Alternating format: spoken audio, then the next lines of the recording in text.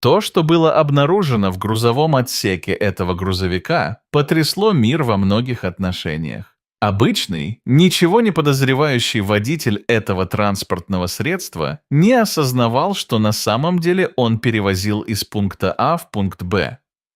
Но когда из-за незначительной дорожной аварии грузовик перевернулся и у него вывалились внутренности, пути назад уже не было. Авария, изменившая жизнь Люка, произошла в среду вечером. Он ехал на своем грузовике по проселочной дороге шоссе 251 и был практически единственным транспортным средством на дороге. Обычно в это время здесь было тихо, но вдруг, откуда ни возьмись, на асфальт выбежал олень. Люк быстро заметил оленя, но его реакция все равно была слишком быстрой, чтобы спасти ситуацию. Он хотел любой ценой избежать столкновения с животным, поэтому резко повернул руль, чтобы избежать столкновения с оленем, но его грузовику повезло меньше. Люк потерял управление, и грузовик опасно накренился.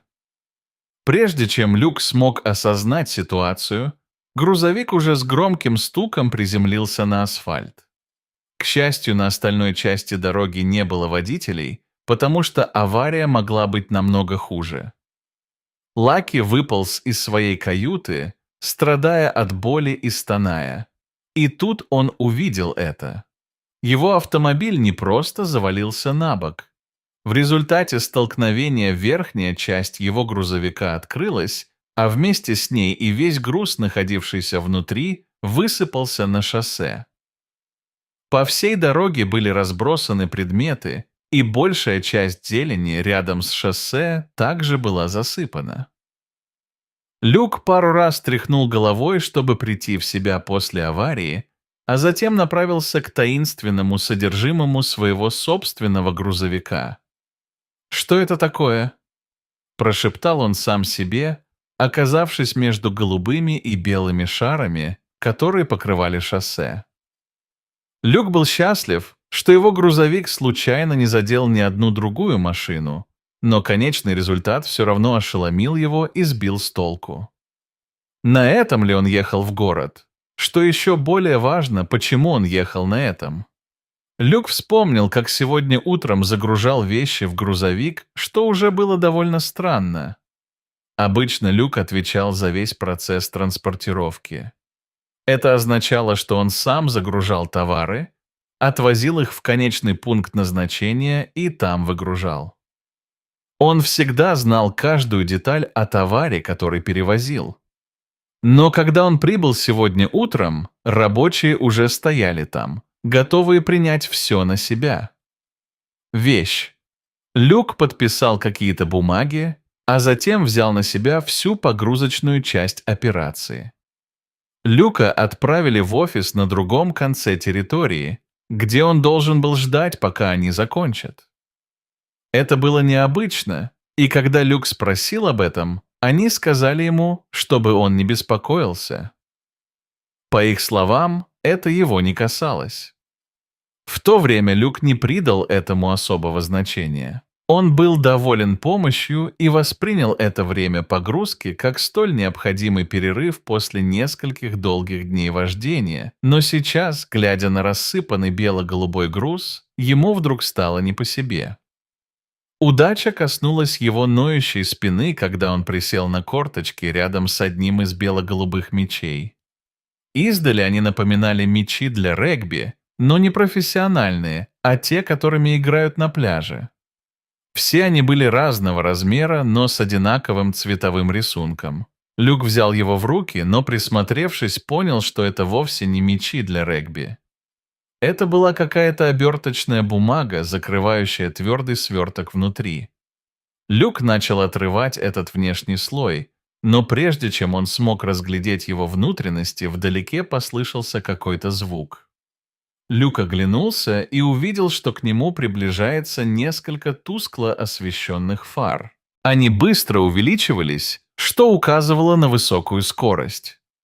Конечно, быстроходные автомобили не были редкостью на шоссе, но вскоре Люк понял, что именно эта машина была здесь для него, и только для него.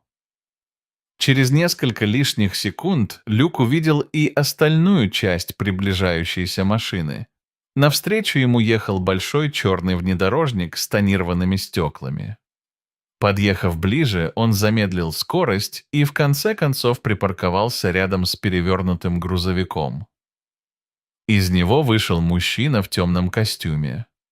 Он заставил Люка понервничать. И этот таинственный и устрашающего вида мужчина был не единственным, кто прибыл.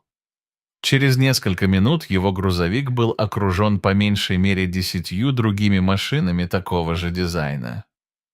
Люди, сидевшие в нем, сначала не произнесли ни слова и подошли к Люку. «Что происходит?» – спросил Люк с дрожью в голосе. Большинство присутствующих мужчин никак не отреагировали на вопрос Люка. Они просто стояли как неактивированные персонажи видеоигры. Так продолжалось до тех пор, пока один мужчина в темном костюме не выступил вперед. Он объяснил, что они офицеры полиции, и даже показал значок, подтверждающий это. «Пожалуйста, отойдите от грузовика, сэр». По их словам, место крушения было небезопасным, и Люку было приказано держаться на большом расстоянии от своего автомобиля. «У вас есть друг, который мог бы отвезти вас домой?» «Вам больше нельзя здесь находиться, сэр». Люку вся эта сцена показалась странной и сбивающей с толку, но он согласился, что не может остаться. Его грузовик никуда не ехал, и ему нужно было съехать с шоссе. Поколебавшись, он позвонил своему приятелю Стивену, чтобы тот забрал его. Стивен согласился, но полицейские уже разобрались в своем превосходстве еще до того, как Люк успел повесить трубку. Они продолжали давить. Люк отодвинулся, повторив свое требование соблюдать дистанцию. Когда Стивен приехал на своей машине, Люк был уже на расстоянии более 300 футов от своего транспортного средства. Мужчины в костюмах огородили поле желтой лентой и нетерпеливо собирали синие и белые шары. Это было странное зрелище, но никто не мог ожидать того, что должно было произойти. «Что происходит?» Стивен спросил своего друга-дальнобойщика. Но Люк ответил так, как будто все это время говорил сам с собой. «Я не знаю, чувак, но это кажется очень важным. Давай быстрее доберемся до твоей машины». Стивен наблюдал за выражением лица Люка и видел, что он что-то скрывает. Зачем им понадобилось действовать так быстро? Люк быстро захлопнул дверцу седана своего друга и только тогда объяснил, почему он так спешил. Один единственный бело-голубой мячик покатился по дороге и упал в кювет в 300 футах от места аварии, и... Люк держал его в руках прямо сейчас. Было слишком заманчиво отказаться, а поскольку эти люди в костюмах охраняли его грузовик, как ястребы, это был единственный шанс получить ответы на некоторые вопросы. Люк положил мяч на заднее сиденье рядом с собой и велел своему другу уезжать. Мы вместе выясним, что происходит. Когда они оказались дома, им пришло время взять себя в руки. Люк прошел на кухню и положил мяч, похожий на мяч для регби, на кухонную стойку, а затем достал из одного из ящиков острый нож. Двое мужчин уставились друг на друга, обсуждая условия и подзадоривая друг друга открыть таинственный предмет. «Не будь трусом. Это ты взял его?» Были последние слова Стивена, которые убедили Люка, что именно он должен это сделать. Люк согласился и большим кухонным ножом разорвал внешнюю обертку шарика. Синий и белый слои медленно отслаивались, пока руки Люка дрожали. Это было похоже на многослойную луковицу, на которой каждый раз, когда ее снимали, появлялся новый защитный слой. Что бы это ни было, они очень хотели сохранить его в целости и сохранности. Примерно через 5 минут осторожных разрезов наконец обнажились внутренности, и оба мужчины мгновенно побледнели.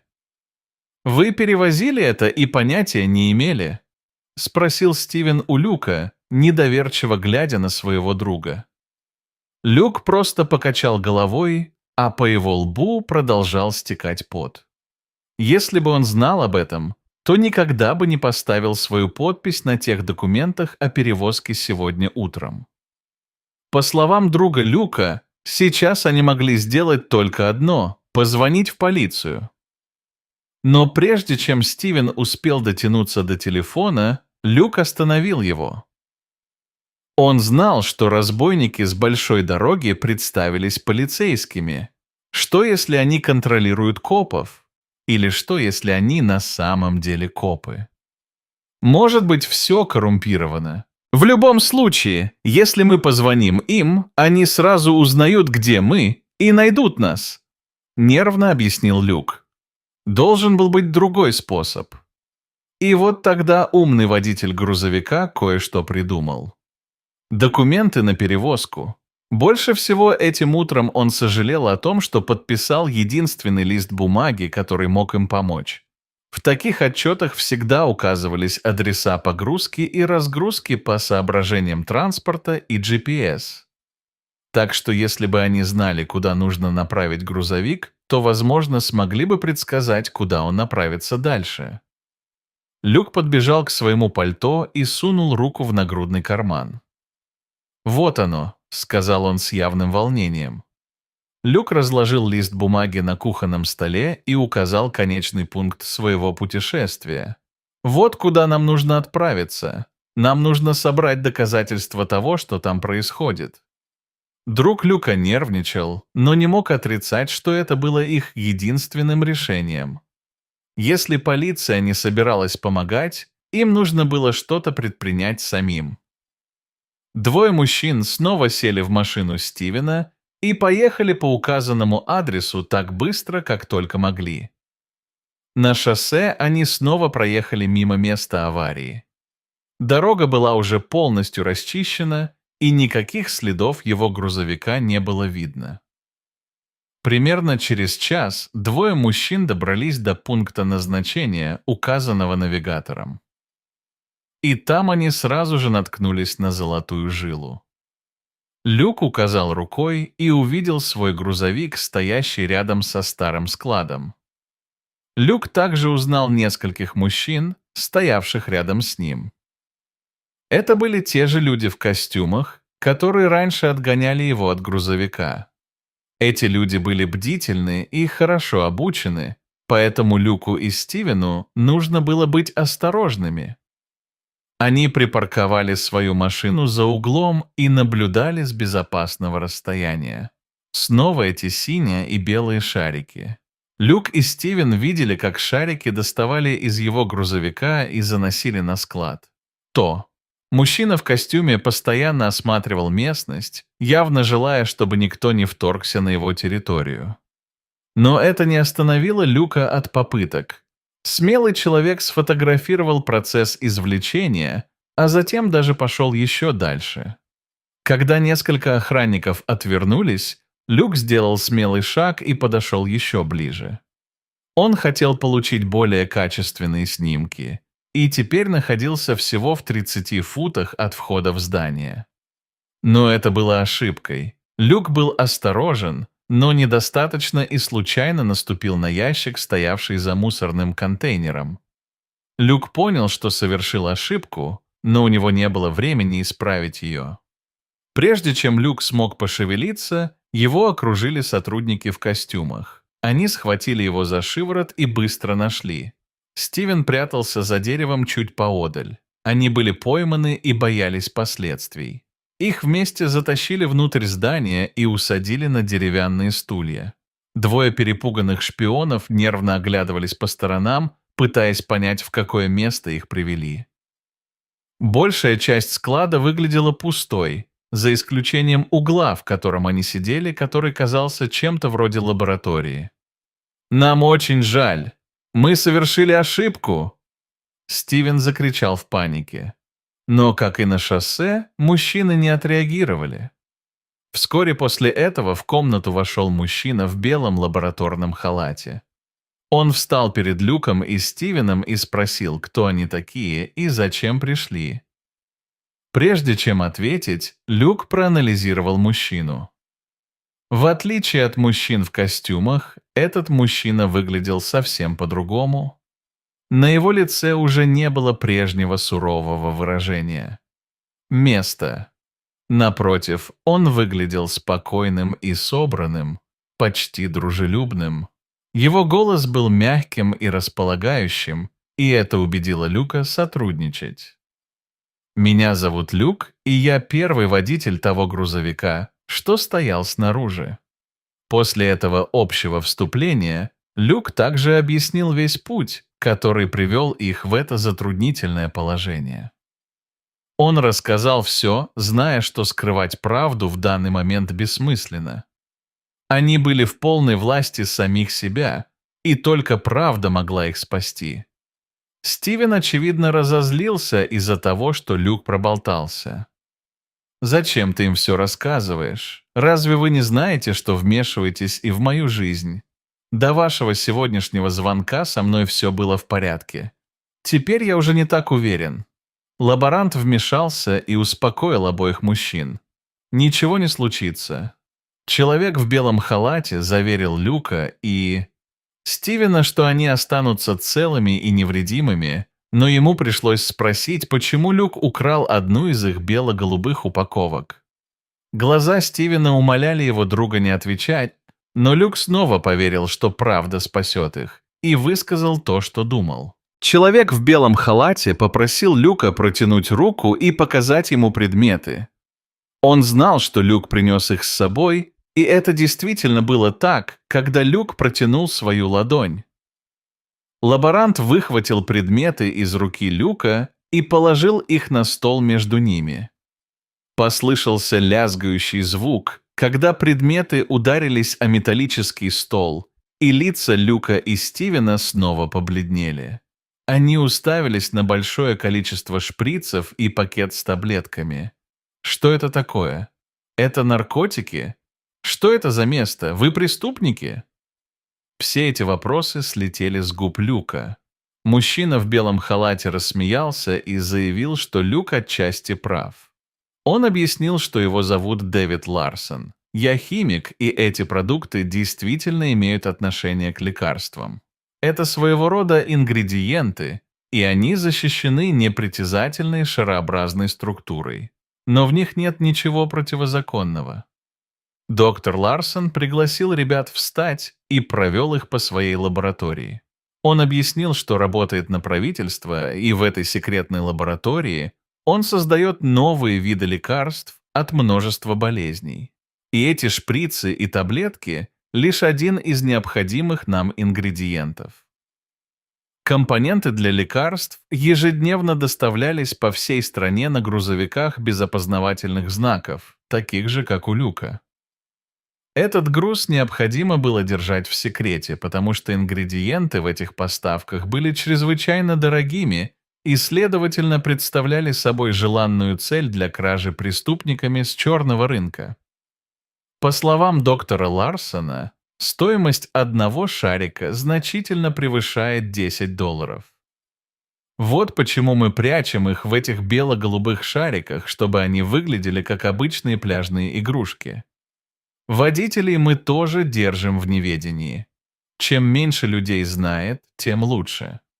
Но теперь, когда вы знаете, остается только одно. И это может даже открыть некоторые возможности, заявил доктор Ларсон. Люка попросили стать их первым официальным перевозчиком. Доктор Ларсон улыбнулся и сразу же нашел для него работу. Вы будете работать непосредственно на правительство и должны держать эту операцию в секрете. Кроме того, вам нужно прекратить работать на своего прежнего работодателя. Это не было проблемой, поскольку у Люка был свой грузовик. Он работал на себя и выполнял транспортные работы в нескольких компаниях. Но при таком развитии событий ему нужно было сосредоточиться только на одной. Он поставил подпись на пунктирной линии, и Стивен пообещал также хранить молчание. С этого момента Люк развозил лекарства по всей стране, попутно помогая развивать медицину, которая изменит жизнь людей.